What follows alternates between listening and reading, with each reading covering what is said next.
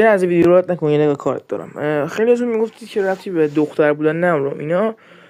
این پیج رو نگاه کن، با 63 تا ویدیو بالای 100k فالوور گرفته. مثلا یه دیگه ویدیوشو ببین نگاه کن یه دقیقه. تو هم می‌خوایم اینقدر سی پی داشته باشی. بیا اینجا تو بچه. حتما کار فیوز 14 چیکار کنم؟ می‌خوایم که سی پی داشته باشی. هر چقدر بخواد واسه سی پی داشته باشی. اولین پست لایک کن، پیج من فالو کن، کامنت کردن سی پی رو برام کامنت کن. آموزش واسه سی پی رایگان از اکتیویژن هنوزم واقعا تو هم می‌خوایم اینقدر سی پی داشته باشی. بیا اینجا تا بهت یاد بدم. ترفندای کار فیوز 14 داشته. ببین واقعا یه سری هستن هنوز که باور میکنن آقا سی پی رایگانی وجود نداره.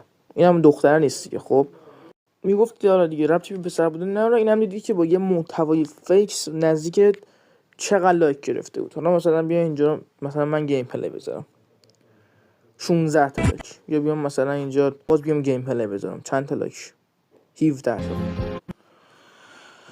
دیگه. آره دیگه قضاوت به خودتون.